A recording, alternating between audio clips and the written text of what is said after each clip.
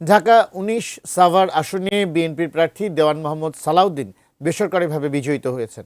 সেখানে আছেন প্রতিনিধি কামরুজ্জামান। আমরা বিস্তারিত জানতে যুক্ত হচ্ছি তার সঙ্গে।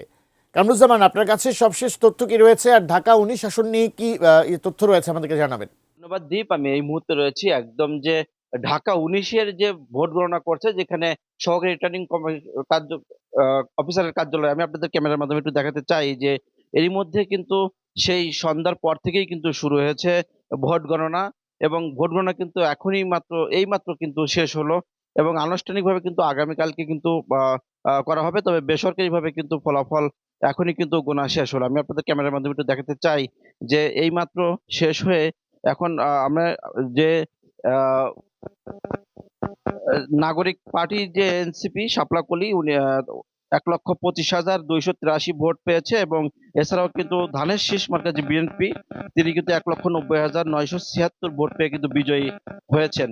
এবং একটা বিষয় আপনাদেরকে জানিয়ে রাখি যে এই একদম সুষ্ঠুভাবে সুন্দরভাবে কিন্তু এই নির্বাচন কিন্তু অনুষ্ঠিত হয়েছে, এবং ঢাকা ১৯-এর নিরবিচ্ছিন্ন দু একটি ঘটনা ছাড়া কিন্তু একদম এক সুন্দরভাবে কিন্তু নির্বাচনটা হয়েছে। এবং আমরা ভোটারদের সাথেও এবং যারা প্রার্থী ছিল তাদের সাথে আমরা কথা বলেছি, যে যিনি শাপলাকলি প্রার্থী, তিনিও কিন্তু জানিয়েছে যে এত সুন্দর নির্বাচন এবং সে সন্তুষ্ট হয়ে কিন্তু তিনি এখান থেকে গিয়েছেন।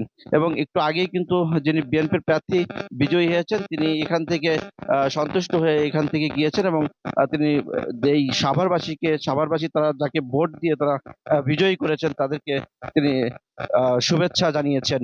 তো এই যে এই সকাল থেকেই কিন্তু একটানা ৭:৩০ থেকে কিন্তু ভোট চলে বিকাল ৪:৩০টায় কিন্তু ভোট শেষ হয়েছে, এবং এরপরে কিন্তু গণনা করে এইমাত্র কিন্তু শেষ হয়েছে সহকারী রিটার্নিং অফিসারের কার্যালয়।